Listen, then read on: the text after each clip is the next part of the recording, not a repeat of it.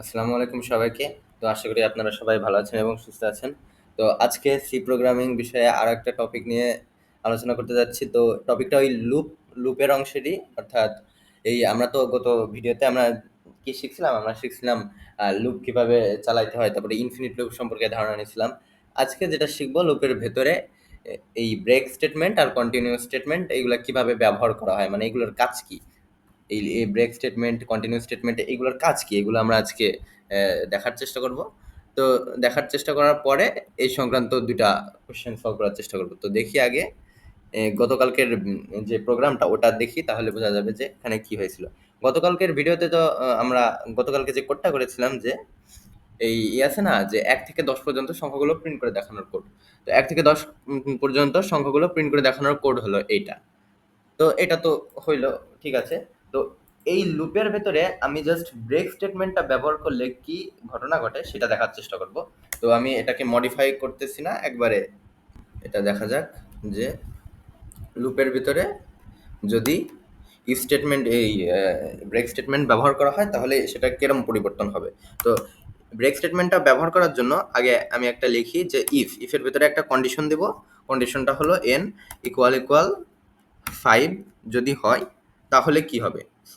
n equal 5 না দিয়ে n greater than 5 দিই।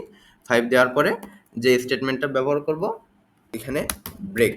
5 দেওয়ার পরে এখানে ব্রেক স্টেটমেন্ট ব্যবহার করলাম। তো এইটুকু হলো আমরা এক্সট্রা অ্যাড করছি যে এটা তো একটা লুপ চলতেছে, তাই না? While n is less than or equal 10, তারপরে প্রিন্ট এগুলো করতে হবে। তো এটা একটা লুপ চলতেছে, এই লুপের ভেতরেই আমি ইফ দিয়ে একটা শর্ত বসাই দিয়ে তার ভেতরে একটা ব্রেক স্টেটমেন্ট ব্যবহার করলাম। তো এক্ষেত্রে এই তাহলে ইটা কি হবে? আউটপুটটা কি হবে এটা দেখার চেষ্টা করি। আউটপুটটা কি হবে দেখার চেষ্টা করি।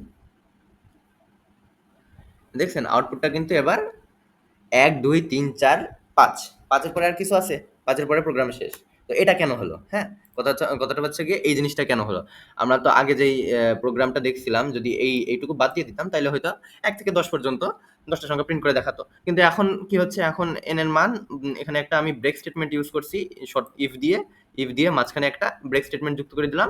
তার কারণে দেখা গেল যে ১ থেকে ৫ পর্যন্ত প্রিন্ট হচ্ছে। এটা কেন হচ্ছে? এটা বোঝার জন্য চেষ্টা করি। ব্রেক বলতে আসলে কি বোঝায় আমরা জানি। ব্রেক মানে ভাঙা, বের হয়ে যাওয়া, কোনো কিছু ভঙ্গন করা, তাই তো?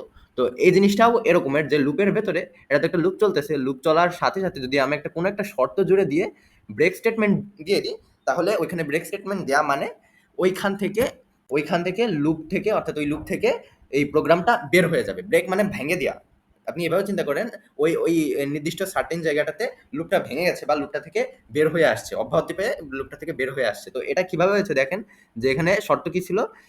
n এর মান ১০ এর থেকে ছোট অথবা সমান হলে তারপর প্রথমে এগুলো আস্তে প্রিন্ট করবে। আস্তে n এর মান এক করে বাড়াবে। এবং n এর মান এক করে বাড়াতে যখন দেখবেন যে ৫ এর থেকে n এর মান বড় হয়ে যাচ্ছে। এখানে ৫ এর ছোট হইলে কিন্তু হচ্ছে না। ৫ পর্যন্ত কিন্তু এই শর্তটা সত্য হচ্ছে না, তাই তো? এখানে এই শর্তটা কিসের জন্য সত্য? n ইজ গ্রেটার দ্যান 5, অর্থাৎ n যদি ৫ এর থেকে বড় হয় তাহলে সত্য। তো ৫ এর আগ পর্যন্ত এই শর্তটা সত্য হচ্ছে না বলে এই অংশটুকু কাজ করতেছে না। কিন্তু ঠিক যখনই ৫ এর উপরে চলে যাচ্ছে, ৬ এ যাচ্ছে, তখন এখানে এই শর্ত সত্য হচ্ছে এবং ব্রেক বলতেছে। অর্থাৎ ব্রেক বলা মানে প্রোগ্রামটা বের হয়ে যাবে, লুপ থেকে ভেঙে বের হয়ে যাবে। তো এই জিনিসটা হলো মেইন কনসেপ্ট। এখানে যদি n যদি না দেন, গ্রেটার দ্যান 5 না দিয়ে n ইকুয়াল 5 দিই, জাস্ট ইকুয়াল n যদি ৫ থেকে ৫ এর সমান হয়, হ্যাঁ? n যদি ৫ এর সমান হয় তাহলে কি হবে? তাহলে এটা রান করে দেখি। তাহলে কিন্তু ১ থেকে ৪ পর্যন্ত আসতেছে। এন কারণ কি হচ্ছে? কারণটা হচ্ছে এন এর মান ৫ এর সমান হয়ে যাওয়ার সাথেই ব্রেক স্টেটমেন্ট আমি পাচ্ছি। ব্রেক স্টেটমেন্ট পাওয়ার কারণে, ব্রেক মানেই লুপ থেকে বের হয়ে যাওয়া। তো ব্রেক স্টেটমেন্ট পাওয়ার কারণেই এটা লুপ থেকে বের হয়ে যাচ্ছে এবং প্রোগ্রামটা ১ থেকে ৪ পর্যন্ত দেখাচ্ছে। তো এই যে জিনিসটাই হলো মূলত ব্রেকের কাজ। কোন একটা প্রোগ্রাম আছে, কোন একটা লুপ আছে। আপনি মনে করলেন না এই প্রোগ্রাম থেকে, এই লুপ থেকে এই নির্দিষ্ট জায়গায় আমাকে লুপ থেকে বের হইতে হবে, অব্যাহতি পেতে হবে। তো ঠিক সেই জায়গায়, ঠিক সার্টেন পয়েন্টে আপনি জাস্ট ব্রেক স্টেটমেন্ট চালিয়ে দেবেন। এই ব্রেক স্টেটমেন্ট চালিয়ে দেবেন, সেটা লুপ থেকে বের হয়ে যাবে। তো এটাই হলো আপনার মেন বিষয়টা এই ব্রেক স্টেটমেন্টের। আরেকটা বিষয় কি বলছিলাম? আরেকটা বিষয় বলছিলাম কন্টিনিউ। হ্যাঁ, কন্টিনিউ যেটা বলছিলাম। তো কন্টিনিউ বলতে পারেন খানিকটা কন্টিনিউ খানিকটা ইসের মতো। আরেকটা স্টেটমেন্ট হলো এই যে কন্টিনিউ খানিকটা কিসের মতো? কন্টিনিউ খানিকটা ব্রেক স্টেটমেন্টের উল্টো কাজ করে বলতে গেলে। কারণ ব্রেক স্টেটমেন্টে কি দেখলাম? ব্রেক স্টেটমেন্টে দেখলাম লুপটা থেকে ওই জায়গায়, মানে ওই জায়গায় স্পর্শ করার সাথে n = ৫, n ৫ এ যাওয়ার সাথেই এন 5 কে টাচ করছে, টাচ করার সাথে সাথেই লুপটা ভেঙে বের হয়ে গেছে, লুপ থেকে বের হয়ে গেছে, একবারে বের হয়ে গেছে। আর কোনো কাজ, কোনো শর্ত-টর্ত কিছুই চেক করবে না। কিন্তু কন্টিনিউটা হলো আলাদা। কন্টিনিউ ওই জায়গা টাচ করার সাথে সাথে বলবে যে ওই জায়গাটা অব্যাহতি দিয়ে, অর্থাৎ ওই জায়গাটা বাদ রেখে আবার শর্ত চেক করে পরবর্তী কাজ সম্পন্ন করা শুরু করবে। তো এটা কিভাবে হয় এটা আগে না চালিয়ে দেখলে বোঝা যাবে না। সাপোজ ধরুন এখানে আমি কন্টিনিউ চালালাম, এখানে কন্টিনিউ চালালাম, এখানে কন্টিনিউ চালাইলে অবশ্য কিছু আসবে না। তাও দেখান, আগে বোঝার চেষ্টা করেন যে এখানে কেন আসলো না, এটা নিয়ে ভাবতে পারেন। যে এখানে কন্টিনিউ চালাইলেও কিন্তু এখানে 10 পর্যন্ত প্রিন্ট করতেছে, হ্যাঁ? 10 পর্যন্ত এটা প্রিন্ট করতেছে কন্টিনিউ চালানোর ফলেই। কিন্তু এই কন্টিনিউটা যদি আমি আগে আনি, হুম? এই কন্টিনিউ এই পুরো শর্তটাকে যদি আমি এই যে এর উপরে আনি, কন্টিনিউ চালানোর ক্ষেত্রে কিছু বিশেষ দিক লক্ষ্য রাখতে হবে। তো এটাকে কাট করে এটাকে এখানে আনি, এখানে আনি। তো এটা হলো আনলাম যে এই কন্টিনিউ স্টেটমেন্টটা আমি এর উপরে দিছি। কিসের উপরে? এই প্রিন্টএফ এর উপরে। তো এটা আগে প্রিন্ট করে দেখি, রান করে দেখি। রান করে এবার দেখতে পারতেছেন, এবার যে জিনিসটা দেখতে পারতেছেন সেটা হলো বেশ এক ইন্টারেস্টিং একটা বিষয় যে কম্পিউটারটা ১, ২, ৩, ৪ পর্যন্ত এসে থেমে গেছে। আর কিছু হচ্ছে না। এখন আপনাদের কাছে মনে হতে পারে যে এটা কি শেষ? প্রোগ্রামটা কি শেষ হয়ে গেছে? না। প্রোগ্রামটা শেষ হওয়া নির্দেশ করে কখন? যখন এই যে এখানে দেখবেন যে আপনার এক্সিকিউশন টাইম সামথিং লেখা থাকে। এর মানে কিন্তু প্রোগ্রামটা এখনো শেষ হয়নি। প্রোগ্রামটা চলতেই আছে, চলতেই আছে। আপনি যেমন যেকোনো একটা বোতাম টেপেন বা যেকোনো একটা কি প্রেস করেন। এটা কিন্তু বন্ধ হচ্ছে না। তার মানে প্রোগ্রামটা চলতেই আছে, হ্যাঁ? তো এটা হওয়ার কারণ কি, এখানে যে জিনিসটা হয়েছে যে ৪ এ এসে আটকে গেছে প্রোগ্রাম। ৪ এ এসে প্রোগ্রাম আটকে গেছে। তো এই জিনিসটা কেন হলো, এই জিনিসটা কেন হলো বোঝার আগে আগে আরেকটা কাজ করি, আরেকটা প্রোগ্রাম দেখি যে এটা এন প্লাস প্লাস, এই এন প্লাস প্লাসটা এখানে নিয়ে আসি, হ্যাঁ? এখানে নিয়ে আসি, এটাকে এখানে এন প্লাস প্লাস এখানে নিই। আর এন এর মান 0 থেকে শুরু করি, এন এর মান 0 থেকে স্টার্ট করি। এবার এটাকে কম্পাইল করি। তারপরে আপনারা পার্থক্যটা দেখতে পারবেন। তো পার্থক্যটা দেখার জন্য আরেকবার দেখি। পার্থক্যটা যেটা দেখতে পাচ্ছেন যে আগের বারের সাথে এটার কি পার্থক্য? এখানে ১, ২, ৩, ৪, ৫ নাই, ৬, ৭, ৮, ৯, ১০ এখানে ৫ সংখ্যাটা প্রিন্ট হলো না। তো এই জিনিসটাই হলো মেন কন্টিনিউ এর কাজ, যেটা বুঝাইতে চাচ্ছিলাম যে কন্টিনিউ বলতে গেলে যদি মাঝখানে লুপের ভেতরে আপনি কন্টিনিউ স্টেটমেন্ট প্রয়োগ করলেন, লুপের ভেতরে আপনি কন্টিনিউ স্টেটমেন্ট প্রয়োগ করলেন, সেই অংশটুকুতে লুপটা কি হবে? লুপটা এই কন্টিনিউ স্টেটমেন্টটা যদি সত্য হয়, এই শর্ত যদি সত্য হয়, তাহলে তখন কিন্তু এর কন্টিনিউ এর পরের যে কাজগুলো আছে, লুপের ভেতরে পরের যেই ধাপগুলো আছে, সেগুলো ক্রিয়া করবে না। ক্রিয়া না করে পরবর্তী ধাপে চলে যাবে, অর্থাৎ আবার নতুন করে শর্ত চেক করা শুরু করবে। জিনিসটা হলো এই, যখন এর ভেতরে শর্ত ক্রিয়া হবে, তার শর্ত সত্য হবে, তারপরে যদি আপনি ইফ এর ভেতরে যদি কন্টিনিউ স্টেটমেন্ট পান, তাহলে এর পরের কোনো কাজ সংঘটিত হবে না। তার ঠিক তারপরে পরবর্তী ধাপে একবারে চলে যাবে, অর্থাৎ ইফ এর পরে যে প্রিন্ট এফ কাজটুকু আছে, এই কাজটুকু এরা ক্রিয়া করবে না যখন এন এর মান 5 এর সমান হয়ে যাবে, হ্যাঁ? জিনিসটা আবার বলি যে এখানে তো এন এর মান 0 থেকে শুরু হয়েছে। তো 0 থেকে শুরু হলো, 0 থেকে শুরু হওয়ার পর হয় লুপের ভেতরে গেল। এই শর্তটা তো সত্য, 0 10 এর থেকে ছোট। এটা যেহেতু সত্য, পরের ধাপ ক্রিয়া করবে, অর্থাৎ এন এর মান 1 করে বাড়াবে। এন এর মান 1 করে বাড়ার পর আবার ইফ এর ভেতরে একটা শর্ত দেখবে, এন কি 5 এর সমান? না, 5 এর সমান না। তার মানে কন্টিনিউ স্টেটমেন্টও ক্রিয়া করবে না।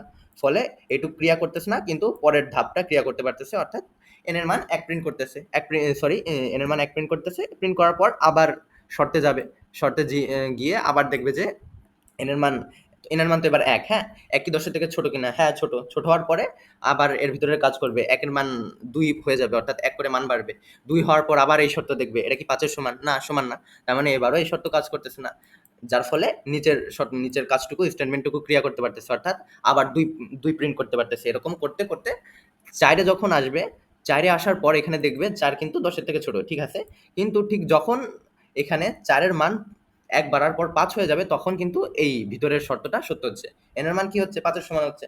অর্থাৎ এই শর্ত সত্য হচ্ছে, মানে এর ভেতরের কন্টিনিউ স্টেটমেন্ট ক্রিয়া করবে। যেহেতু কন্টিনিউ স্টেটমেন্ট ক্রিয়া করবে, ফলে তার নিচের আর কোনো কাজ, আর কোনো স্টেটমেন্ট সে সম্পন্ন করতে পারবে না। একবারে পরবর্তী ধাপে চলে যাবে, অর্থাৎ একবারে পরবর্তী ধাপে গিয়ে চেক করবে ৫ কি ১০ এর থেকে ছোট কিনা? ঠিক আছে, ১০ এর থেকে ছোট, এবং ৫ এর মান ১ বাড়াবে, ৬ হয়ে যাবে। ৬ হওয়ার পর আবার এটা চেক করবে যে n এর মান ৫ কিনা। n এর মান তো এখন আর ৫ হচ্ছে না। তো এই স্টেটমেন্টটা আর ক্রিয়া করতেছে না। এরপরে ৫ বাদে বাকি সব জিনিসগুলোই এরা প্রিন্ট করে ফেলাইতে পারতেছে। অর্থাৎ ৫ বাদে ৬, ৭, ৮, ১০ পর্যন্ত এরা প্রিন্ট করতে পারতেছে। জাস্ট ৫ এ গিয়ে কি হয়েছিল? ৫ এ গিয়ে যেহেতু এই শর্ত সত্য হয়েছিল, কন্টিনিউ ক্রিয়া করছিল, ফলে এর পরের কাজটুকু সে করতে দিবে না। অর্থাৎ কন্টিনিউ দেওয়ার ফলে এখানে পরের কাজটুকু আর হচ্ছে না। তো এই জিনিসটাই হলো মেন বিষয়। তো আরেকটা জিনিস যেটা বলছিলাম যে এই n প্লাস প্লাসটা যদি আমি এইখানে না দিয়ে এই যে এইখানে দিতাম, তাহলে কেন হচ্ছিল না প্রোগ্রামটা? আপনাদের কাছে কোয়েশ্চেন আসতে পারে, তাহলে প্রোগ্রামটা কেন আসতেছিল না? অর্থাৎ 4 এ গিয়ে আটকে যাচ্ছিল কেন? এর উত্তর আপনারা এতক্ষণে পেয়ে যাইতে পারেন যে এখানে যদি আমি পরে প্লাস দিই, তো এখানে দেখুন এই প্রথম 4 পর্যন্ত তো ঠিক আছে, তাই না? প্রথম 4 পর্যন্ত তো এই শর্ত ক্রিয়া করবে না। অর্থাৎ এই জিনিসটা পুরোপুরি মূল্যহীন। এই জিনিসটা কোনো কাজ হবে না। অর্থাৎ নিচের জিনিসগুলো চলতে পারবে। অর্থাৎ 4 পর্যন্ত প্রিন্ট করার পর ঠিক যখনই n এর মান 1 বাড়াবে, 4 এর থেকে 5 এ হয়ে যাবে, তখন এটা আবার এখানে গিয়ে শর্ত চেক করবে, এই শর্ত ঠিক আছে, এবং এইখানে গিয়ে আবার শর্ত চেক করবে। শর্ত চেক করে দেখলো যে n এর মান 5 এর সমান। তো n এর মান 5 এর সমান হওয়ার পরে তারপরে এর ভিতরে ঢুকে যাচ্ছে, অর্থাৎ কন্টিনিউ স্টেটমেন্ট ক্রিয়া করতেছে। কন্টিনিউ স্টেটমেন্ট ক্রিয়া করার ফলে কন্টিনিউ স্টেটমেন্ট ক্রিয়া করার মানে কি? এর পরের আর কোনো স্টেটমেন্ট ক্রিয়া হবে না। সো n এর মান যখন 5 হয়ে যাচ্ছে, তখন কিন্তু আর এটা প্রিন্ট করতে পারতেছে না। তো এই ধাপটুকু বাদ হয়ে গেল। আপনি ভাবলেন যে পরের ধাপে গেলে কি হবে? এই ধাপটুকু যেহেতু বাদ হয়ে গেল, পরের ধাপে আবার গেল। কিন্তু পরের ধাপে তো ওই n এর মান ওই 5 ই আছে। n এর মান তো পরের ধাপে ওই 5 ই আছে। অর্থাৎ এই আবারও তো ওই একই জিনিসই চেক করতেছে। 5 কি 10 এর থেকে ছোট কিনা? তারপরে আবার এখানে চেক করতেছে 5 কি 5 এর সমান কিনা? তো এই জিনিসটা তো বারবার চলতেছে, অসীম পর্যন্ত চলতেছে। তো এই n++ টা যদি এখানে রাখতাম, তাহলে জিনিসটা হয়তো কি 5 এর মান 1 করে বাড়ার সুযোগ পাতো। কিন্তু এই 5 এর মান 1 করে বাড়ার সুযোগটা আমি এখানে না দেওয়ার কারণে হয়নি। অর্থাৎ আমি এই কন্টিনিউ স্টেটমেন্টের নিচে n এর মান 1 করে বাড়ার স্টেটমেন্টটা লিখেছি। তো এই কন্টিনিউ স্টেটমেন্টের নিচে লেখার কারণে এই 5 এর মানটা, সরি, এই 5 এ যখন আসবে, 5 এ আসার পরে কিন্তু আর এই নিচের স্টেটমেন্টটা ক্রিয়া করার সুযোগ হচ্ছে না। এর মানে হলো 5 এর মান আর 1 করে বাড়ার সুযোগ পাচ্ছে না। ওই n এর মান 5 ই থেকে যাচ্ছে আজীবন। সো এর কারণে, এই কারণটার জন্য এই 5 টা ঘুরে ফিরে বারবার আসতে, অর্থাৎ এই জিনিসটা ঘুরে ফিরে বারবার আসতেছে না। অর্থাৎ প্রোগ্রামটা এখানে আটকে যাচ্ছে। অর্থাৎ এখানে যদি বলি, প্রোগ্রামটা এই যে এই 4 এ যেয়ে আটকে যাচ্ছে। অর্থাৎ পরবর্তী যে কি হবে, এই জিনিসটা প্রোগ্রাম কোনো কুল কিনারা খুঁজে পাচ্ছে না। এর কারণ হলো যে এটা আমরা এই যোগ করার, অর্থাৎ n এর মান 1 করে বাড়ানোর স্টেটমেন্টটা আমরা এই কন্টিনিউর পরে লিখছি, যার কারণে ওই পর্যন্ত সে তাকে টাচ করতে পারতেছে না। তার কারণে এটা 4 এ গিয়ে আটকে যাচ্ছে। তো এটাই হলো এই কন্টিনিউ আর ব্রেকের মেন যে ধারণাটা। তো এটা তো গেল। তো আমরা যেটা বলছিলাম যে এটার পরে একটা প্রবলেম করে দেখি, তাহলে বোঝা যাবে যে জিনিসটা কি হতে পারে। এই যে কোশ্চেন যে 1 থেকে 20 পর্যন্ত বিজোড় সংখ্যাগুলো প্রিন্ট করার প্রোগ্রাম লিখো। তো এই 1 থেকে 20 পর্যন্ত বিজোড় সংখ্যাগুলোর প্রিন্ট করার প্রোগ্রাম লিখো। এই জিনিসটা আমরা ওই ধারণা ব্যবহার করে করব। কি ধারণা? এই কন্টিনিউ ধারণা ব্যবহার করে। তো আপনারা ভাবুন কিভাবে করা যাইতে পারে কন্টিনিউ ধারণা ব্যবহার করে। কিভাবে এটা করা যেতে পারে? তো আমি আরেকটা নতুন ফাইল খুলে নিলাম। তারপরে এটাকে নাম দিই যে, এটাকে একটা নাম দেওয়া যাক। তো বিজোড় সংখ্যা প্রিন্ট করার জন্য তো অড অড নামেই সেভ করলাম। হ্যাঁ, অড নামে সেভ করলাম। এবার যা যা লেখার দরকার আগে লিখে যাই। তারপরে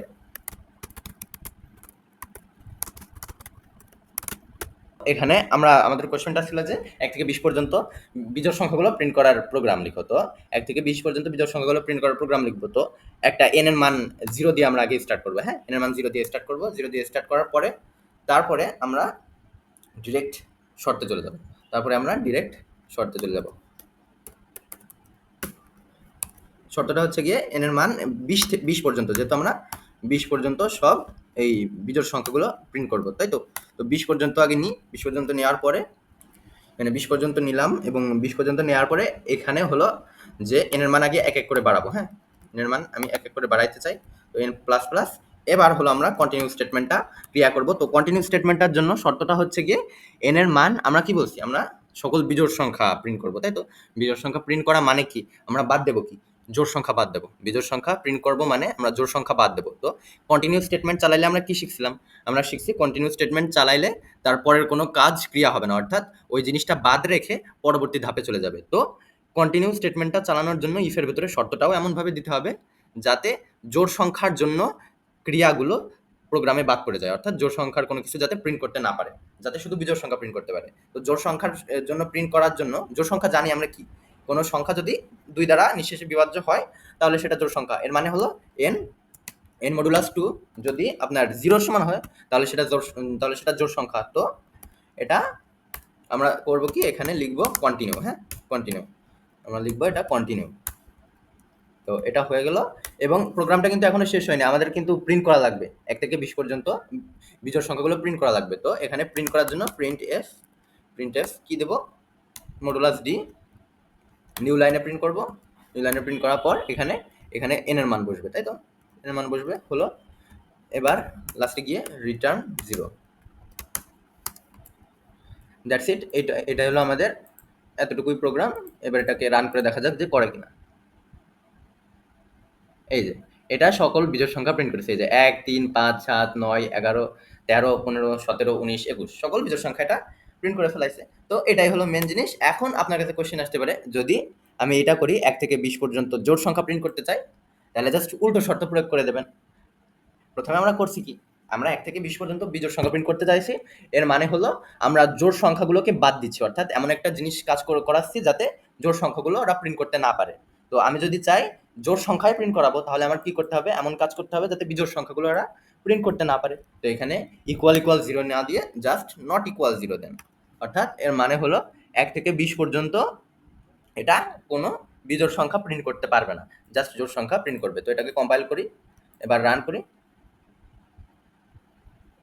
এই যে এবার কিন্তু সকল জোড় সংখ্যা প্রিন্ট হচ্ছে, যে ২, ৪, ৬, ৮, ১০, ১২, ১৪, ১৬, ১৮, ২০। জাস্ট এইভাবেই, জাস্ট টেকনিকটা খাটায় মূল যে জিনিসটা কোনটুকু আমার বাদ দেওয়া লাগবে সেটুকু নির্ধারণ করে আপনি এভাবে কোড করলেই এটা নির্ধারণ হয়ে যাবে। তো এটা জিনিসটা আরেকবার ভালো করে বুঝাই দিই প্রথম থেকে, যে প্রথমে আমরা এন এর মান 0 ধরছি।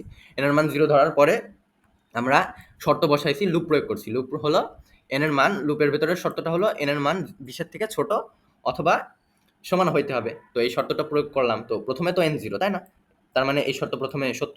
তারপরে n এর মান ১ বাড়বে, অর্থাৎ n এর মান ১ বাড়ার পর 0 থেকে ১ এ পরিণত হবে। এখন দেখবে ১ কি 0 থেকে এটা নট ইকুয়াল না দিই, প্রথমটাই চলে যায়, অর্থাৎ ইকুয়াল ইকুয়াল দিই, অর্থাৎ n মডুলাস 2 = 0। তো প্রথমটাই তো এটা 0 থেকে ১ এ পরিণত হলো এই স্টেটমেন্টে গিয়ে, তাই তো? এবার ৮ নম্বর ধাপে দেখুন, ৮ নম্বর ধাপে যখন আসবে তখন এটা n মডুলাস 2 = 0 কিনা পরীক্ষা করবে। এখন ১ কি ২ দ্বারা নিঃশেষে বিভাজ্য না, তার মানে এই স্টেটমেন্ট ক্রিয়া করবে না, কন্টিনিউ স্টেটমেন্ট ক্রিয়া করবে না। ক্রিয়া করবে না বলেই এই পরবর্তী স্টেটমেন্ট এটা ক্রিয়া করতে পারবে, অর্থাৎ ১ এর মান প্রিন্ট করতে পারবে। এরপরে ১ এর মান প্রিন্ট করলো, প্রিন্ট করার পর আবার লুপের ভেতরে যেহেতু আছে আবার শর্ত চেক করলো। শর্ত চেক করবে কি, এখন ১ কি ২০ এর থেকে ছোট কিনা? হ্যাঁ, ১ ২০ এর থেকে ছোট। তারপরে ১ এর মান আরেকবার ১ বাড়ালো, ২ এ পরিণত হলো। এবার ৮ নম্বর ধাপে গিয়ে এবার ২ দ্বারা নিঃশেষে বিভাজ্য কিনা? এটা সত্য হলো। এটা যেহেতু সত্য, তার মানে কন্টিনিউ স্টেটমেন্টও ক্রিয়া হলো, যার ফলে এইটুকু বাদ পড়ে গেল। এই স্টেটমেন্টটুকু আর ক্রিয়া হলো না, এর মানে হলো ২ টুকু প্রিন্ট হলো না। ফলে আবার আগের ধাপে ফিরে গেল, অর্থাৎ আবার লুপের ভেতরে গিয়ে ৬ নম্বর ধাপে ফিরে গেল। আবার চেক করলো ২ কি ২০ এর থেকে ছোট কিনা? এটা ঠিক হলো। আবার ২ এর মান ১ বাড়লো, ৩ এ পরিণত হলো। এবার ৩ কি ২ দ্বারা নিঃশেষে বিভাজ্য? এটা সত্য হলো না। ফলে কন্টিনিউ স্টেটমেন্ট ক্রিয়া করলো না। ফলে এটা ক্রিয়া করতে পারলো। ফলে ৩ প্রিন্ট হলো। কিন্তু যখন আবার পরবর্তী ধাপে যায়, অর্থাৎ আবার আগের ধাপে যায়, ৬ এ যায়, তখন আবার চেক করলো। আবার n এর মান ১ বাড়লো, ৪ এ পরিণত হলো। আবার নিঃশেষে বিভাজ্য হলো, ফলে কন্টিনিউ ক্রিয়া করলো। ফলে এটুকু ক্রিয়া করলো না। তো এইভাবে জাস্ট যখন আপনার n এর মান ২ দ্বারা নিঃশেষে বিভাজ্য হবে, যখন জোড় সংখ্যা হবে, তখন ঠিক তখনই গিয়ে এই কন্টিনিউ স্টেটমেন্টটা ক্রিয়া করবে। এই কন্টিনিউ স্টেটমেন্টটা ক্রিয়া করার ফলে এই নিচের ধাপগুলো আর ক্রিয়া করবে না।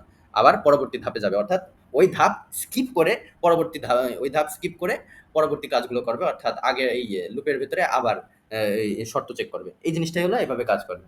তো এটাই হলো মেন যে জিনিসটুকু বোঝানোর ছিল, যে কিভাবে হোয়াইল ব্রেক এই ব্রেক কন্টিনিউ স্টেটমেন্ট ক্রিয়া করে। তো এখন আপনারা আবার আরেকটা মজার জিনিস করতে পারেন। আমি গত ভিডিওতে যেগুলো দেখাইছিলাম, যে ইনফিনিট লুপ। তো আপনি চাচ্ছেন কি, এই যে এটা জাস্ট ২০ পর্যন্ত না, এটা আমি ২০ পর্যন্ত রাখতে চাচ্ছি না, আমি অনন্তকাল ধরে সকল জোড় সংখ্যা প্রিন্ট করব। তাহলে কি করব? তাহলে আগে আমরা যেটা বলছিলাম, ইনফিনিট লুপের শর্ত কি? ইনফিনিট লুপের শর্ত হলো চিরন্তন সত্য একটা শর্ত। তো এমন একটা শর্ত ব্যবহার করতে হবে। তো এখানে চিরন্তন সত্য অর্থাৎ একটা শর্ত, সেটা হলো 1, হোয়াইল 1। তো এখানে আপনি জাস্ট এই n 0 থেকে বড়, ছোট অথবা সমান এই শর্ত বাদ দিয়ে জাস্ট 1 লিখে দেবেন। তাহলে এটা একটা ইনফিনিট লুপে পরিণত হলো, অর্থাৎ এটা আপনার অসীম পর্যন্ত যতগুলো জোড় সংখ্যা আছে প্রিন্ট করে যাইতেই থাকবে। আপনি দেখুন, এটা রান করে দেখুন যে কি হয়। এই যে দেখুন, এটা প্রিন্ট করে যাচ্ছে তো যাচ্ছেই, এটা চলতেই থাকবে যতক্ষণ না ল্যাপটপের ব্যাটারি শেষ না হয়। এটা লুপটা হলো এভাবেই কাজ করবে, যে সকল, এটা আপনি বলতে পারেন যে পৃথিবীতে যত জোড় সংখ্যা আছে যত বিজোড় সংখ্যা আছে সকল বিজোড় সংখ্যা প্রিন্ট করার প্রোগ্রাম। তো আগে দেখুন এগুলো বিজোড় সংখ্যা কিনা, উপরের দিকে আগে যায়। এই যে বিজোড় সংখ্যা, সকল বিজোড় সংখ্যা, এটা কিন্তু আপনার সকল বিজোড় সংখ্যা প্রিন্ট করার প্রোগ্রাম। তো এই জিনিসটা এইভাবেই কাজ করবে, যে এই যে সকল বিজোড় সংখ্যা 7, 9, 1, 3 লাস্টের ডিজিটগুলো দেখলে আপনি বুঝতে পারছেন যে এগুলো সকল বিজোড় সংখ্যা প্রিন্ট করার প্রোগ্রাম। তো জিনিসটা এইভাবেই কাজ করবে। আর আজকের ভিডিওটা মূলত এইটুকুই। যদি ভিডিওটা ভালো লেগে থাকে তাহলে প্লিজ ভিডিওটাতে একটা লাইক দেন। কোনো রকমের মন্তব্য থাকলে কমেন্ট বক্সে জানান, and please subscribe my channel. So once again, thanks everyone. আসসালামু আলাইকুম।